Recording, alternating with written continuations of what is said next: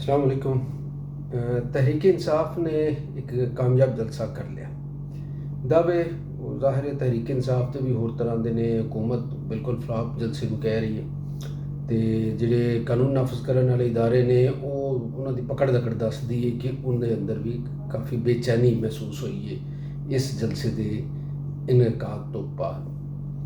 अच्छा, इस जलसे का तहरीक इंसाफ ने जो मकसद हासिल करने से एक सी है कि लोगों का कोई खौफ खत्म किया जाए, एक पोलिटिकल मोमेंटम जोड़ा है वो बनाया जाए और लोग जोड़े ने सियासी सरगर्मियां वाला होने उनके कारकुन जोड़े छापियां तो पकड़ दकड़ तो मुकदमात तो परेशान सन उन्होंने इकट्ठा किया जाए और हौसला दिता जाए। ये जलसा जिस हालात जिस तरह होया और जिस तरह इजाज़त मिली, इजाज़त के नाल 40 तो बहुत ही शराइत कंडीशनस उनके उत्ते लागू की गई और फिर ये कहा गया कि जलसे ने वायलेशन की है, वक्त ज़्यादा लिया, 7 बजे ख़त्म होना सी लेकिन नहीं होया वो वायलेशन और जी उनके जुबान इस्तेमाल हुई। हुण ये चीज़ां डिस्कस हो रही, डिस्कस ये हो रहा है कि मीडिया नूं गालियां दित्तियां, डिस्कस ये हो रहा है कि रियासती इदारियां के खिलाफ गल की जलसे दे विच शुरका ने। मेरा ख्याल है कि ये मौजूदा हालात शायद तहरीक इंसाफ की ये हिकमत अमली सी इस तरह ही कि जो जलसा मेन स्ट्रीम मीडिया के उत्ते नहीं दिखाया गया, सोशल मीडिया के उत्ते भी बड़े महदूद किस्म के उनके क्लिप्स असी वेखे तो शायद उन्होंने अंदाज़ा सी तहरीक इंसाफ के लोग जिन्होंने प्लान किया कि कोई ऐसी गल उत्थे की जाए जिसकी वजह नाल बाद भी कई दिन तक जलसा डिस्कस होता रहे और हुकूमत के असाब से सवार रहे।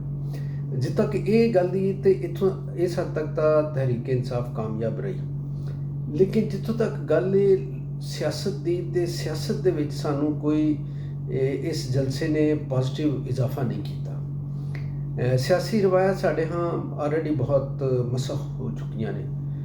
होया है कि रियासत एक पासे खलो गई है तो आवाम नूं दूजे पासे खड़ा कर दिता गया। मुल्क दे विच सियासत नहीं हो रही बिल्कुल। अगर गैर जानबदाराना तरीके नाल तुसी इंसाफ नाल गल करो तो मुल्क दे विच इस वक्त सियासत नहीं हो रही, दुश्मनियां नुमाइयां जा रही।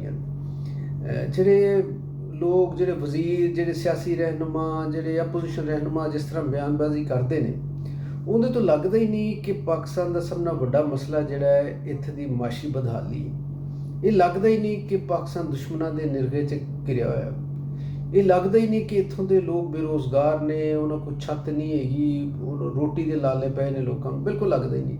लगता है कि सब नालों वड्डा मसला लोगों का हैगा वे हुकूमत और PTI की लड़ाई है वे जनाब, या हुकूमत इस्टैबलिशमेंट और PTI के बाहमी ताल्लुकात, ये सारा मसला लगता है। तो सियासत जिहड़ी होंदी है वो होंदी है लोगों को ज़्यादा से ज़्यादा हकूक दिवाउण वाली डिमांड तुसी मुतालबा करते जे और उस मुतालबे का मरकज़ होंदे ने आवाम। तुसी कहंदे जे आवाम वास्ते असीं ये करना चाहते फिर डिमांड करते जे रियासत कोलों, तो रियासत फिर वो अपने वसाइल नूं वेखदी, वो बाज़ौकात बाहर दे मामलात नूं वेख के वो हिचकिचांदी है, गुरेज करदी है कि ये हाले नहीं मैं रियायत दे सकती, तो लोग डिमांड करते हैं। लोग फिर डिमांड दे विच दसदे ने कि अगर रियासत इस पासों यह फैसला कर लवे तो ये लोगों की डिमांड करनी पूरी हो जाएगी, आसान हो जाएगी करनी पूरी।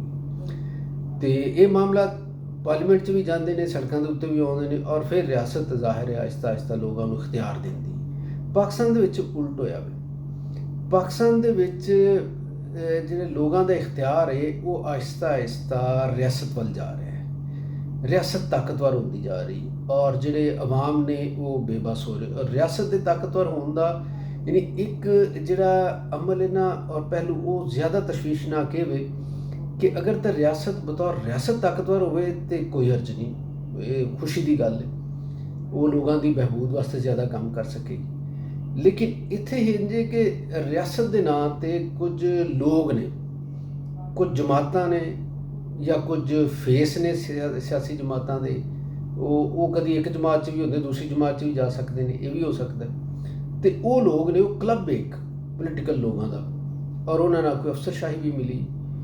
ये लोग जिहड़े ने इन्हों ही अशराफिया किया जाता है। तो जिहड़े रियासत के ताकतवर होने की असीं गल करने वो दरअसल रियासत ताकतवर नहीं हो रही, ਰਿਆਸਤ ਦੀ ਬਜਾਏ ਇੱਕ ਕਲੱਬ ਤਾਕਤਵਰ ਹੋ ਰਿਹਾ ਹੈ। ਔਰ ਇਹੋ ਹੀ ਤਸ਼ਵੀਸ਼ ਦੀ ਗੱਲ ਹੈ ਕਿ ਪਾਕਿਸਤਾਨ ਦੀ ਜਿਹੜੀ ਲੀਡਰਸ਼ਿਪ ਹੈਗੀ ਉਹ ਇਸ ਗੱਲ ਦੇ ਉੱਤੇ ਗੌਰ ਕਰਨ ਨੂੰ ਤਿਆਰ ਨਹੀਂ ਹੈਗੀ ਕਿ ਲੋਕਾਂ ਦੇ ਵਿੱਚ ਜਿਹੜੀ ਨਫ਼ਰਤ ਔਰ ਗੁੱਸਾ ਹੈ ਉਹ ਇਸ ਕਲੱਬ ਦੇ ਖਿਲਾਫ ਹੈ। ਜਿੰਨੀ ਦੇਰ ਤੱਕ ਇਹ ਕਲੱਬ ਨਹੀਂ ਟੁੱਟਦਾ ਔਰ ਇਹਨਾਂ ਕੋਲੋਂ ਇਖਤਿਆਰ ਲੈ ਕੇ ਵਾਕਈ ਅਸਲ ਰਿਆਸਤ ਦੇ ਕੋਲ ਨਹੀਂ ਜਾਂਦਾ ਔਰ ਰਿਆਸਤ ਦੇ ਉਹ ਇਦਾਰੇ ਜਿਹੜੇ ਲੋਕਾਂ ਦੀ ਨੁਮਾਇੰਦਗੀ ਕਰਦੇ ਨੇ ਉਹਨਾਂ ਕੋਲ ਨਹੀਂ ਜਾਂਦਾ, ਉਨੀ ਦੇਰ ਤੱਕ ਲੋਕ ਜਿਹੜੇ ਨੇ ਇਹ ਮੈਨੂੰ ਨਹੀਂ ਲੱਗਦਾ ਕਿ ਠੰਡੇ ਹੋਣ। ਸੋ ਇਹ ਗੱਲ ਹੈ ਕਿ ਤਹਿਰੀਕ ਇਨਸਾਫ ਤੇ ਮੁਸਲਿਮ ਲੀਗ ਨੂਨ ਪੀਪਲਜ਼ ਪਾਰਟੀ ਭਾਵੇਂ ਲੜਦੀਆਂ ਰਹਿਣ ਆਪਸ 'ਚ, ਪਰ ਲੋਕ ਇਹ ਸਮਝ ਗਏ ਨੇ ਕਿ ਇਹ ਸਾਰੇ ਜਿਹੜੇ ਨੇ ਸਿਆਸੀ ਲੋਕ ਇਹ ਇੱਕ ਕਲੱਬ ਦੇ ਮੈਂਬਰ ਨੇ ਔਰ ਇਹ ਅਫਸਰਸ਼ਾਹੀ ਇਹਨਾਂ ਦੇ ਨਾਲ ਰਲੀ ਹੋਈ ਹੈ। ਜਦੋਂ ਜਿਹੜੀ ਵੀ ਹਕੂਮਤ ਆਉਂਦੀ ਉਹ ਏਜੰਡਾ ਇੱਕੋ ਹੀ ਹੁੰਦਾ ਉਹਨਾਂ ਦਾ, ਲੋਕਾਂ ਦਾ ਇਸਤਹਿਸਾਲ। ਤੇ ਅੱਜ ਵੀ ਸਾਨੂੰ ਇਹੋ ਹੀ ਸੂਰਤ ਹਾਲ ਨਜ਼ਰ ਆ ਰਹੀ। ਜਿਹੜੇ ਲੋਕ ਵਿਚਾਰੇ ਮਾਰਾ ਖਾ ਰਹੇ ਨੇ, ਕੈਦ 'ਚ ਨੇ ਔਰ ਸਿਆਸੀ ਹਕੂਕ ਵਾਸਤੇ ਉਹ ਯਕੀਨਨ ਮੁਖਲਿਸ ਹੋਣਗੇ ਆਵਾਮ ਦੇ ਨਾਲ, ਆਪਣੇ ਆਪ ਦੇ ਨਾਲ, ਲੇਕਿਨ ਕਿਤੇ ਨਾ ਕਿਤੇ ਮੈਨੂੰ ਲੱਗਦਾ ਹੈ ਕਿ ਉਹ ਇਸਤੇਮਾਲ ਹੋ ਰਹੇ ਨੇ। ਪਹਿਲੇ ਵੀ ਅੰਦਰ ਪੀਪਲਜ਼ ਪਾਰਟੀ ਦੇ ਅਸੀਂ ਲੋਕਾਂ ਨੂੰ ਵੇਖਿਆ ਕਿ ਉਹਨਾਂ ਨੇ ਬੜੇ ਕੋੜੇ ਖਾਧੇ, ਸਜ਼ਾਵਾਂ ਕੱਟੀਆਂ, ਮਾਰਾਂ ਖਾਧੀਆਂ, ਕਈ ਲੋਕ ਮਰੇ ਵੀ। ਤੇ ਉਹਦਾ ਫਾਇਦਾ ਕਿਹਨੂੰ ਹੋਇਆ? ਪੀਪਲਜ਼ ਪਾਰਟੀ ਦੇ ਲੋਕਾਂ ਨੂੰ ਤਾਂ ਨਹੀਂ ਹੋਇਆ ਤੇ ਨਾ ਆਮ ਲੋਕਾਂ ਨੂੰ ਹੋਇਆ। ਉਹਦਾ ਫਾਇਦਾ ਹੋਇਆ ਵੇ ਉਸ ਅਸ਼ਰਾਫੀਆ ਨੂੰ, ਜਿਹਦੇ ਵਿੱਚ ਪੀਪਲਜ਼ ਪਾਰਟੀ ਦੀ ਕਿਆਦਤ ਵੀ ਸ਼ਾਮਲ ਹੋ ਗਈ ਹੁਣ। ਤੇ ਇਹਨਾਂ ਨੇ ਹੁਣ ਉਸ ਅਮਲ ਦੇ ਵਿੱਚ, ਉਹੋ ਜਿਹੇ ਅਮਲ ਦੇ ਵਿੱਚ ਹੁਣ ਇਹ ਜਮਾਤਾਂ ਸ਼ਾਮਲ ਹੁੰਦੀਆਂ ਜਾ ਰਹੀਆਂ। ਮਸਲ ਲੋਕਾਂ ਦੀ ਜ਼ੁਬਾਨਬੰਦੀ, ਲੋਕਾਂ ਦੇ ਜਿਹੜੇ ਇਜ਼ਹਾਰੇ ਰਾਏ ਦੀ ਆਜ਼ਾਦੀ, ਉਹਦੇ ਵਾਸਤੇ ਬੜੇ ਦਲੀਲਾਂ ਕੱਢ ਕੇ ਲਿਆਉਂਦੇ ਨੇ ਕਿ ਨਹੀਂ ਜੀ ਫਲਾਣੇ ਮੁਲਕ ਦੇ ਵਿੱਚ ਇੰਝ ਹੁੰਦਾ, ਫਲਾਣੇ ਮੁਲਕ 'ਚ ਇੰਝ ਹੁੰਦਾ। ਤੇ ਇਰਫਾਨ ਸਦੀਕੀ ਸਾਹਿਬ ਨੇ ਉਹ ਕਾਲਮ ਲਿਖਿਆ ਹਾਲ ਹੀ 'ਚ, ਉਹਨਾਂ ਪੂਰੇ ਦੁਨੀਆ ਦੇ ਮੁਲਕਾਂ ਦੀ ਮਿਸਾਲਾਂ ਦਿੱਤੀਆਂ। ਫਲਾਣੇ ਮੁਲਕ 'ਚ ਵੀ ਜੀ ਇੰਝ ਹੋਇਆ, ਲੋਕਾਂ ਨੂੰ ਉਹ ਜਿਹੜੇ ਇਹਤਜਾਜ ਕਰਨ ਵਾਲੇ ਨੇ ਉਹਨਾਂ ਨੂੰ ਪਾਬੰਦੀਆਂ ਲੱਗੀਆਂ। ਉਹ ਵੀ ਗੱਲ ਇਹ ਕਿ ਜਿਨ੍ਹਾਂ ਮੁਲਕਾਂ ਦੀ ਤੁਸੀਂ ਅਮਰੀਕਾ, ਯੂਰਪ ਦੀ ਮਿਸਾਲਾਂ ਦਿੰਦੇ ਜੇ, ਉੱਥੇ ਆਪਣੀ ਗੱਲ ਕਰਨ ਦੇ ਬਾਕੀ ਜ਼ਰਾਏ ਖੁੱਲ੍ਹੇ ਨੇ।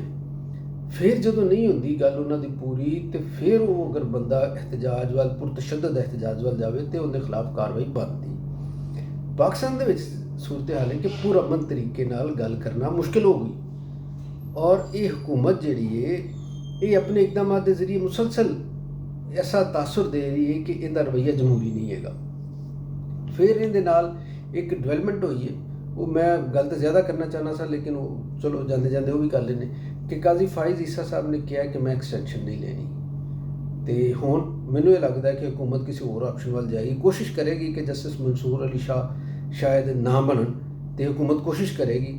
ਲੇਕਿਨ ਅਗਰ ਬਾਰ ਕੌਂਸਲਾਂ ਨੇ ਔਰ ਹਕੂਮਤ ਦੇ ਕੋਈ ਦਾਨਿਸ਼ਵਰ ਸਮਝਦਾਰ ਲੋਕਾਂ ਨੇ ਉਹਨੂੰ ਐਡਵਾਈਸ ਕੀਤਾ ਕਿ ਤੁਸੀਂ ਇਸ ਤਰ੍ਹਾਂ ਨਾ ਕਰੋ, ਜੱਜਿਸ ਦੀ ਤਾਇਨਾਤੀ ਦਾ ਜਿਹੜਾ ਮੈਰਿਟ ਹੈ ਉਹ ਇਹੀ ਰੱਖੋ ਕਿ ਜਿਹੜਾ ਸੀਨੀਅਰ ਤਰੀਨ ਹੈ ਉਹਨੂੰ ਚੀਫ ਜਸਟਿਸ ਆਉਣ ਦਿਓ, ਤੇ ਫਿਰ ਤਾਂ ਸ਼ਾਇਦ ਇਹ ਮਸਲਾ ਜ਼ਿਆਦਾ ਨਾ ਬਣੇ। ਵਰਨਾ ਇਹਦੇ ਉੱਤੇ ਵੀ ਇੱਕ ਤਨਾਜ਼ਾ ਖੜਾ ਹੋ ਜਾਏਗਾ ਤੇ ਫਿਰ ਇੱਕ ਬਹਰਾਨ ਨਵਾਂ ਮੁਲਕ ਦੇ ਵਿੱਚ ਅਸੀਂ ਵੇਖਾਂਗੇ। ਔਰ ਅਗਰ ਜਸਟਿਸ ਮਨਸੂਰ ਅਲੀ ਸ਼ਾਹ ਆ ਗਏ ਤੇ ਫਿਰ PTI ਨੂੰ ਜਿਹੜੀ ਇਹ ਇੱਕ ਉਮੀਦ ਕਿ ਅਗਲਾ ਚੀਫ ਜਸਟਿਸ ਆਏਗਾ ਤੇ ਉਹਨਾਂ ਨੂੰ ਮੁਕੱਦਮਾਤ ਦੇ ਵਿੱਚ ਕੋਈ ਰਿਲੀਫ ਮਿਲੇਗਾ, ਕੁਝ ਉਹਨਾਂ ਨੂੰ ਆਸਾਨੀਆਂ ਮਿਲਣਗੀਆਂ, ਇਹ ਕਦੋਂ ਤੱਕ, ਇਹ ਕਿਸ ਹੱਦ ਤੱਕ ਪੂਰੀਆਂ ਹੋ ਸਕਦੀਆਂ ਇਹ ਵੀ ਵੇਖਾਂਗੇ ਅਸੀਂ। ਤੇ ਲੇਕਿਨ ਗੱਲ ਇਹ ਕਿ ਤੈਅ ਇਹਨਾਂ ਸਿਆਸਤਦਾਨਾਂ ਨੇ ਤੇ ਫੈਸਲਾ ਸਾਜ਼ਾਂ ਨੇ ਕਰਨਾ ਕਿ ਇਹਨਾਂ ਨੂੰ ਤਾਰੀਖ ਦੇ ਮਿਊਜ਼ੀਅਮ ਦੇ ਵਿੱਚ ਆਪਣੇ ਵਾਸਤੇ ਇੱਕ ਮੁਅੱਜ਼ਜ਼ ਔਰ ਮੁਹਤਰਮ ਜਗ੍ਹਾ ਚਾਹੀਦੀ ਹੈ ਜਾਂ ਫਿਰ ਇਹ ਕੂੜੇਦਾਨ ਦੇ ਉੱਤੇ ਜਾਣਾ ਚਾਹੁੰਦੇ ਨੇ। ਇਹ ਇਹਨਾਂ ਨੇ ਤੈਅ ਕਰਨਾ ਹੈ। ਤੇ ਆਮ ਲੋਕਾਂ ਦੀ ਕਿਹੜੀ ਗੱਲ ਹੈ, ਉਹ ਤਾਂ ਜਨਾਬ ਉਹਨਾਂ ਦਾ ਨਾ ਹੋਣ ਜ਼ਿਕਰ ਤੇ ਨਾ ਤਾਰੀਖ ਕਰੇਗੀ। ਜਿਉਂਦੇ ਰਹੋ, ਵਸਦੇ ਰਹੋ।